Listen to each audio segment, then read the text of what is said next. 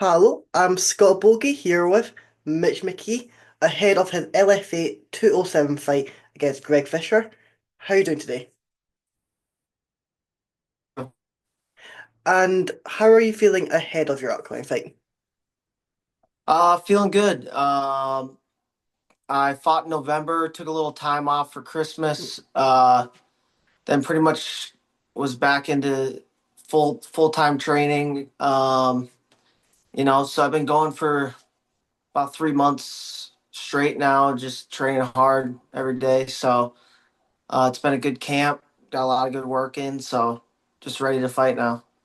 Exactly. And in that last fight against Hector, you were able to get the unanimous decision victory. How did you feel like that fight went? It went good. I obviously wish, I could have got the finish, but some guys are tough and um, they're good at defending against getting finished, but not necessarily winning the fight. Um, but there's obviously I could have done a lot more, and that's those. Even though I've had some decisions lately, um, I think sometimes they're good for you to kind of learn where you need to grow, and they're good for you if you can then go back to the gym and put Yep. the work in to fix those, not necessarily mistakes, but build on what you're doing and close those gaps so you can go get a finish next time. So I feel like I've been doing that, and I've been putting some good work in the last 6 months to a year. I've been really putting in some good work. And what do you feel like has been your biggest improvement since that last fight? Um, I would say just all around, just MMA um, knowledge and IQ, I guess, and just learning how to blend striking with grappling and not and just being a more well-rounded MMA fighter. I feel like early on in my career or when I first moved down here, I didn't know any striking or jiu-jitsu, Yep. so I had to learn all of my striking and my jiu-jitsu. Um, and it was just they felt like three different sports for me that I hadn't merged together as MMA. And now I'm starting to train like how to transition smoothly between striking to wrestling to jiu-jitsu back to striking and just making it just becoming a better well-rounded MMA fighter. And I think that's what has shown is your striking. You've also came through from that wrestling background, but then if you look at your record, you've not got any submission victories. It's been five knockouts. Yeah. What was it that has made you grow in that striking ability a bit more quickly? I think, I have a lot of power, and I think that comes from wrestling for 20 years, just Yeah. being strong from wrestling. And so I have a lot of power, and um yeah, just I think that's probably the biggest thing. But um and I got some great coaches down here that have really helped me in the short amount of time I've been working on striking, that I feel like I've gotten so much better. And every month, every year, I feel like I'm getting better and better. So I'm excited to just keep working and keep growing and get better and better. And you are at one of the best gyms in the US at Kilcliff. How has that been for your development lately, having these killers coming in and training, being able to be around that environment? It's been great. I mean, obviously, it's just to be around guys at the highest level, and just whether you're directly learning from them, or just being around them and just learning from, by example or Yeah. whatever. Just having those guys around is, builds your confidence, and you get to pick their brains, and especially training with some of those guys and just feeling like, all right, this is what the level is. Um, and you get to kind of compare yourself to, am I there at that level? Yeah. And then just guys like Gilbert and Chandler and Logan Storley, and just the level that these guys are at, is where I want to be. So just being around them just helps me grow every day. And then obviously, what's the plan for 2025? You've already got this fight in April. Are you looking to stay active? Yeah, definitely. I fought September and then November this last year. Well, I Yeah. fought in April, September, November. Took a little time off, and now I'm just ready to just keep training and keep getting right back into camp. And whatever comes up, I'll be ready for it. Like I said, I think what's important is I've put the time in the last couple of years to develop myself in the room, and I'm at the point now where I can be ready to take a short notice, and it doesn't matter for me, skill wise, because you still, when I first moved down here, it's like you just gotta put the time in to Yeah. build those skills, and I feel like I'm finally at the stage now where I have them, and so that's not something that's going to hold me back from fighting. So I'm ready to go whenever. So let's say you go into this fight and you get that first round stoppage, because we all know you are capable of getting that. Are you just gonna see what happens if LFA offers a fight in, let's say, June, July? Would you take that, or would you kind of wait to see what the UFC are saying about a contender series or a short notice call up? Yeah, I mean probably. I mean I don't know. I guess I'm kind of worried about this fight, but if everything goes well, I mean I don't know. I mean I wouldn't be opposed to either one. I guess I definitely want to fight this summer. So Um, if it's contender series, that's great. If it's another LFA fight, that's great. I just want to keep growing, keep getting more cage time, and I know it's a process to get to the top, and I'm ready to just keep growing and keep pushing forward and fighting and making my way to the top. And obviously, with that last fight, it wasn't with the LFA banner. Do you feel like do you have that good of relationship with LFA that they are willing to let you explore these other options because they know in the end you're going to come back and be able to showcase your ability on their stage as well? Yeah, I mean LFA is definitely they have definitely the biggest presence on the regional scene in the U.S. and they they love coming to the Midwest, Minnesota and South Dakota where I'm from. So Yeah. I always I always sorry, my daughter just walked in the room.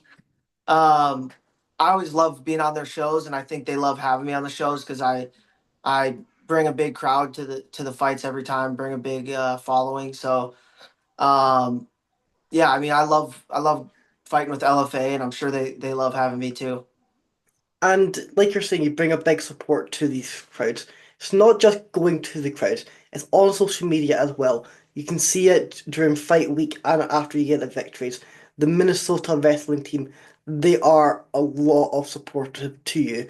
They retweet everything, they comment. How big of that community, how big is that community to help you? Yeah. Yeah, it's awesome. Like Minnesota wrestling, I mean, whether you're talking about just the University of Minnesota or just Yep. the state in general, um, they love their wrestlers, and it's awesome that they're still supporting me, into my MMA career, and just having those people behind me, and I'm sure my coaches from college that are still there, that they'll be at the fight in Sioux Falls. It's only like 3 hours away Yeah. from Minnesota, from Minneapolis. So, and a lot of my former teammates and friends will all be there. So, it's awesome having that support system, and just people that are excited to see you compete and pursue this MMA career. Exactly. And your future title is on the line in Newark, the UFC bantamweight title. Merab Yep. versus O'Malley did get announced. What do you make of that rematch? I mean, obviously it's I definitely saw it coming as a rematch, but it's gonna be kind of up to O'Malley, I guess, to make the adjustments. Obviously, it was hard for him to get his timing with Marab, because Marab does do a good job of faking a lot and staying. staying out of that striking distance that O'Malley's is, probably the best at.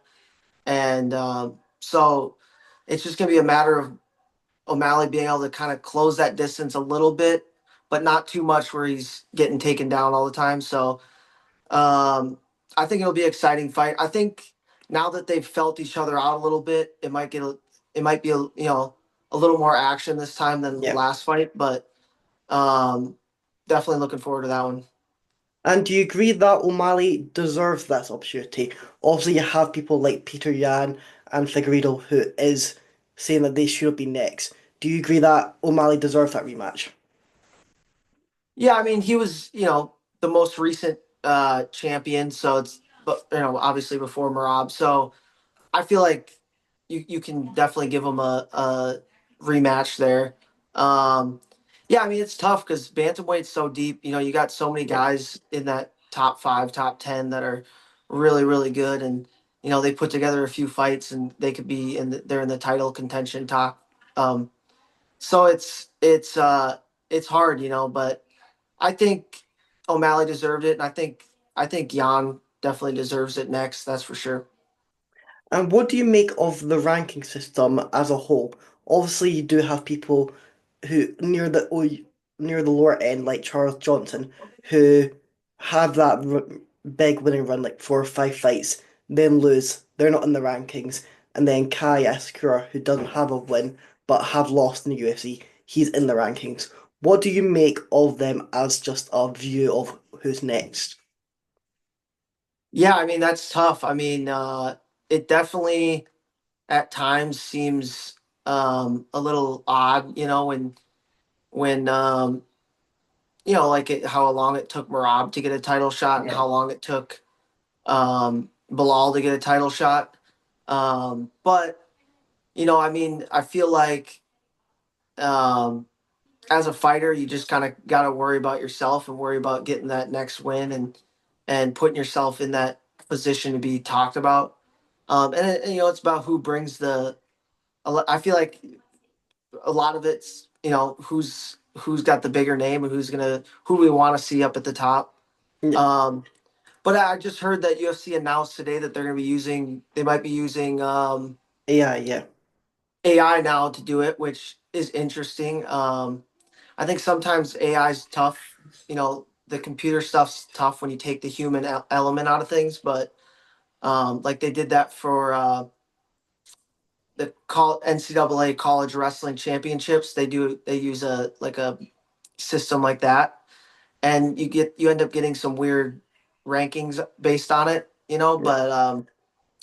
But yeah, I mean, I think it's tough. There's so many good guys that it's tough to that rank them. And the wrestling season has just happened. What did you make of that? It was good. I mean, Minnesota did good. We took tied for fifth at nationals as a team. Obviously Gable Steveson got upset in the finals. That was hard to see, but hats off to him. He took it like a true champion, and hats off to Wyatt Hendricks for going out there and getting it. But and we got a young guy, Max McAnally, that's coming up at um, 184. Took third as a freshman. Only lost in overtime to the guys who took first and second. Yeah. So um, it's exciting, and yeah, I feel like President Trump was there, so it got the sport of wrestling a lot of attention, which I feel like it needs at times, and it's awesome being a former wrestler to Mm. see it get all that attention on the media. And do you feel like the wrestling is starting to become that recognized as that popular sport? It's now starting to grow in that numbers year by year. The new guys are a lot more each year Yeah, I feel like who as wrestle. as MMA rises, I feel like wrestling's kind of rising with it because people understand the importance of a good wrestling background in Yeah. MMA. Um, so yeah, I feel like as MMA just gets bigger and bigger, wrestling should get bigger and bigger alongside it. Um, I think it's tough sometimes. I feel like the barrier to entry as far as knowing the rules of wrestling is tough at times. I know that gets a lot of people where they don't know what's going on. So if there was a way to educate people on what the rules are, but there's so many nuances in wrestling too that it's tough sometimes. But I definitely think it's a great sport that is there's always a ton of action going on, and so if you understand the rules, it's very very exciting. So the more people that get into it, I think it's going to be great. And what would you say is the perfect base for an MMA fighter? Would you say it's starting off as that wrestling, or would you say it's more boxing, striking, Muay Thai? What do you think is the best base? I think definitely I think wrestling, but I I would train other things at the same Yeah, time. yeah, Like I would say definitely have your base in wrestling, and then on the side maybe do a little jiu-jitsu here and there, and boxing, but no sparring, just wrestling, and then just training boxing and training jiu-jitsu. Um, that's what I look like. Me looking back, if I didn't know I was going into MMA, but yeah. if from a young age I knew I was going into MMA, then I would definitely do that and have my main sport be wrestling, and then also train boxing and jiu-jitsu. And do you feel like that question, like the base question that people get asked, it is kind of fading now because everyone is just that all-around type of fighter? Yeah, oh, definitely. I mean, you have to be nowadays. You Yeah, can't have, especially if you want to get to the top, like you can't have a big glaring hole in your game. Like you can't not be able to wrestle and make yeah. it to the top. So I feel like everyone comes from some kind of background, but you have to learn the other skills along the way. And that's the thing too is wrestling is the hardest one to learn in the shortest amount of time. So that's why I feel like that wrestling background, like someone like I've wrestled for 20 years or 23 years now, and it's going to be hard for someone to learn how to out wrestle me in like 4, 5, 6 years, but and I feel like striking and jiu-jitsu, you can kind of pick it up a little, especially if you have a wrestling background, you can pick up jiu-jitsu a little faster. um so yeah, I just feel like, and the footwork stuff with boxing, there is footwork in wrestling too when you're in your wrestling stance, and there's a lot of you have to set up your attacks and your takedowns, which in boxing you have to set up your shots. So Yeah. it definitely a lot you can learn from wrestling that correlates to the other aspects of the game. That yeah, but yeah, like you said, you got to be well rounded now. Yeah, I think that really got apparent in the UFC. I'm trying to think of his name. That robless guy, the heavyweight, who's now in Yep, karate combat. He was just knocking people out left, right, center within the minute. He came to the UFC, and then the wrestlers kind of exposed his game in that area. So yep, you cannot have that hole.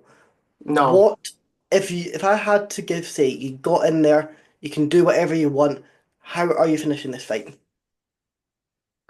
I think that this fight will. I think it's going to be either a submission or ground and pound. Um, I think I'll definitely strike with him a little bit on the feet. He actually likes to wrestle a little bit too, so I think at some Yeah, point we'll get into a little bit of a wrestling exchange. Get up on top, and then either get to my ground and pound, or get to a submission. I feel like um, if I don't get the finish with the ground and pound, I'll get it by hurting him and then getting a yeah. submission. So that's what I think for sure. Hopefully, first or second round. That's what we're hoping for. Well, hopefully we can see that first submission. That would be great to get that on the record. Yep. Is there anything you're wanting to add or anyone you're wanting to shout out? Um, no, I mean just shout out to Michael Chandler fighting next weekend. Yeah. Just wrestled with him this morning. He's feeling good, looking good. Excited for that fight. Excited for that card. And shout out to all of our coaches at Killcliff. We got a busy month this month. We got all the PFL guys. We got 4 guys in Yeah. the tournament tomorrow. We got 2 more it, the same night as me. So, and then me, we got my cards. We got like 4 or 5 guys on that. So our coaches are running around. We're still getting good training in. They're going to all these fights. So shout out to them. Well, that sounds great. Make sure you tune into the UFC Fight Pass. It is, you definitely do not want to miss Mitch get that first submission and to be able to go improve to 9-0. Thank you for coming Yeah. on.